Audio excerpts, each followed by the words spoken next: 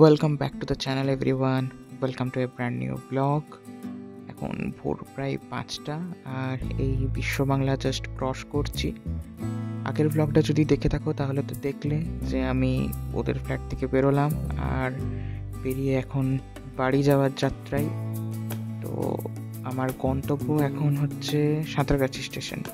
তো 1.5 ঘন্টার মধ্যে আশা করছি পৌঁছেই যাব, কেননা আমার ট্রেন আছে 6:30টার সময় ওখান থেকে বাড়ি যাওয়ার। তাই ভোরের আলো আঁধারির মধ্যে দিয়ে কলকাতার রাস্তা দিয়ে চললাম সাঁতরাগাছি স্টেশনের উদ্দেশ্যে।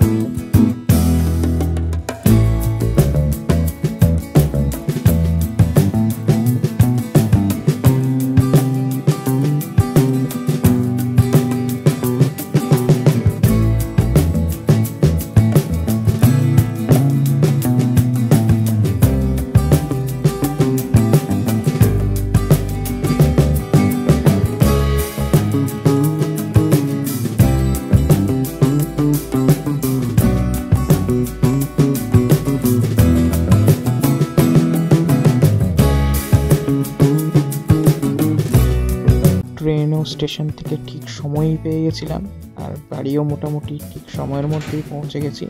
মোটামুটি প্রায় 10টা নাগাদ ঢুকলাম বাড়ি।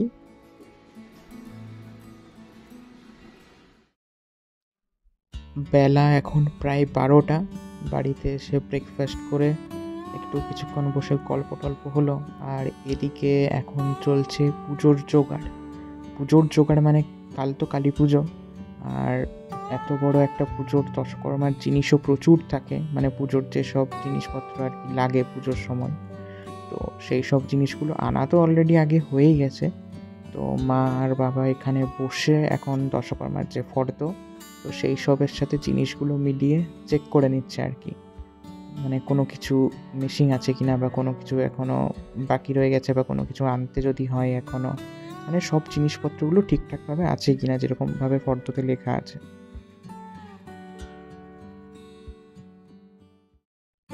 দুপুর এখন 3টে আর এই বসলাম লাঞ্চ করতে। তো আজকের দিনে একটু মানে দেরি হয় আর কি প্রতি বছরই, কেননা যেহেতু কাল পুজো তাই আজ বাড়িতে প্রচুর কাজ থাকে, তো সেই সব করতে করতে অনেকটাই দেরি হয়ে যায়। আর বহুত দিন পর এই কম্বিনেশনটা, মানে এই দুপুরে লাঞ্চ তার সঙ্গে তারক মেহতা কা উল্টা চশমা, বহুত দিন পর আর কি খেতে খেতে তারক মেহতা কা উল্টা চশমা বাড়িতে দেখছি। আজকের লাঞ্চের মেনুতে এই হচ্ছে পাঁপড়, ছানা বড়ার তরকারি, এদিকে গোবিন্দভোগ চালের গরম ভাত, আলু মাখা, পোস্ত, ঘি, আর এদিকে মাও পাঁপড় খাচ্ছে আর ভাই আর আমি বসেছি লাঞ্চে। তো এখন সন্ধে 7টা, মাঝখানে দুপুরে বেশ ভালো একখানা ঘুম দিলাম, কেননা আগের দিনেও রাত্রে সেরকমভাবে ঘুম হয়নি, তাই একটু ভালো করে রেস্ট নেওয়া দরকার ছিল। তোমাদেরকে আমাদের বাড়ির লাইটিংটা দেখাই, আমাদের বাড়িটাকে লাইট দিয়ে কীভাবে ডেকোরেট করা হয়েছে। ভাই করেছে পুরোটা।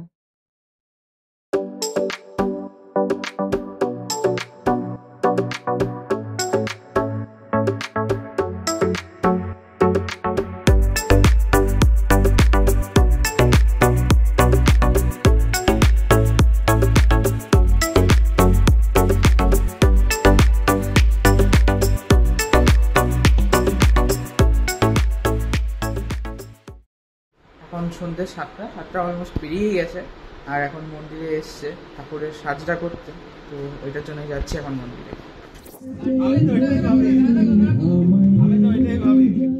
আর এদিকে শুরু এখন হয়ে গেছে মাকে সাজানো। এখন মায়ের পিছনে মানে ব্যাকগ্রাউন্ডে যে চালাটা থাকে, সেই দুর্গাপুজোর মতো দুর্গা ঠাকুরের পিছনে যেমন একটা চালা থাকে, তো ওই রকমই একটা চালা এখানে আমাদের মায়ের মূর্তির পেছনেও থাকে আর কি। তো সেটাই এখন রেডি করা হচ্ছে লাল মার্বেল পেপার দিয়ে, আর তার উপর হবে ডাকের কলকের কাজ।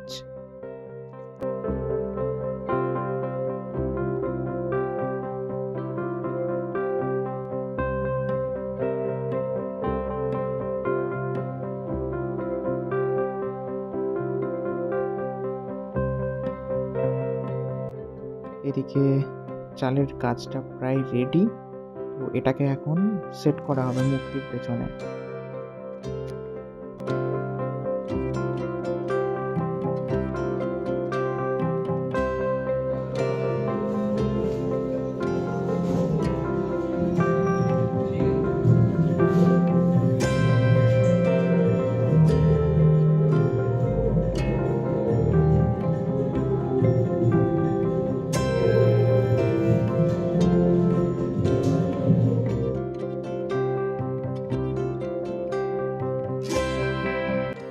আর এই হচ্ছে মায়ের শাড়ি, যেটা মাকে পরানো হবে। মায়েরই একজন ভক্ত দিয়েছেন এই শাড়িটা এবছর মাকে পরানোর জন্য। তো আমরাও একটা সেম শাড়ি, মানে সেম না, এই হলুদ লালি একটা বেনারসি শাড়ি চুজ করেছিলাম মাকে পরানোর জন্য। বাট যেহেতু মায়ের একজন ভক্ত এসে দিয়ে গেছেন, তার হয়তো কোনো মানসিক ছিল, তো সেই কারণে তার শাড়িটাই এবছর মাকে পরানো হচ্ছে পুজোতে। তো এরপর মায়ের এই যে ডাকের সাজ সেটা শুরু হবে। তো এরপর এখন মোটামুটি আসছে সবাই মন্দিরে মায়ের সাজটা দেখার জন্য। এখন সাজটা কমপ্লিট হতে তো একটু সময় লাগবে, এখন 1-1.5 ঘন্টার মতো তো লাগবেই। তো সাজটা কমপ্লিট হলে তারপর বাড়ি যেয়ে রাত্রের খাবার খাবো।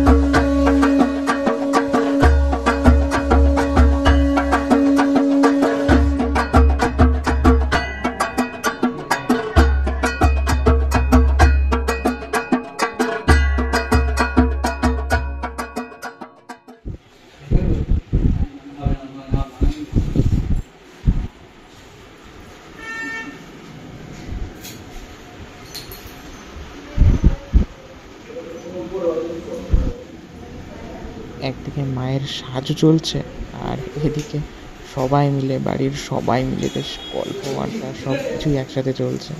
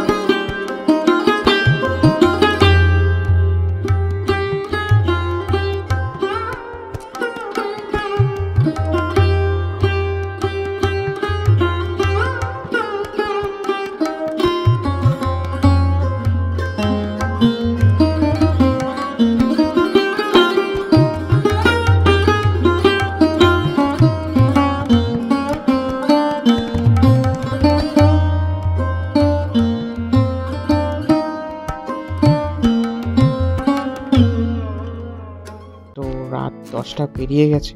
তো সবাই মিলে এখনও এখানে আছি, বেশ গল্প আড্ডাও হচ্ছে, মায়ের সাজ দেখা হচ্ছে। তো বেশ মানে প্রতি বছর এরকমই হয় এখন। সবাই মিলে সন্ধ্যের থেকে চলে আসি আগের দিন, এখানে মায়ের সাজ দেখি বসে বসে রাত পর্যন্ত। তারপর এবার যে খাওয়া দাওয়া সব হতে থাকে আর কি এক এক করে, কেননা কাল তো প্রায় অধিকাংশই বাড়ির সবাই উপোস। একদম রাত্রে মায়ের পুজো শেষ হলে তারপর খাবার দাবার খাবে। তো পুজোর আগের সন্ধেটাও মন্দিরের সবাই মিলে একসাথে বেশ এইভাবে ভালোই কাটে। আর মায়ের সাজের কাজটা এখনও হালকা চলছে, লাস্ট মায়ের শাখাটা হাতে পরিয়ে দেওয়া হচ্ছে। বাকি মায়ের স্বর্ণ সাজ তো কালকে হবে, কাল সকালে। তো যাই হোক, আশা করছি এই ব্লগটা ভালোই লেগেছে। আর মায়ের সাজও কেমন লাগলো সেটা অবশ্যই জানিও কমেন্ট সেকশনে। আর ব্লগটাও ভালো লেগে থাকলে অবশ্যই একটা লাইক, কমেন্ট, শেয়ার করে দিও। আর অবশ্যই সাবস্ক্রাইব করে দিও এক্সপ্লোরিং মোমেন্টসকে। তো এই ব্লগে এইটুকুই, এরপর দেখা হচ্ছে কালী পুজোর স্পেশাল ব্লগে।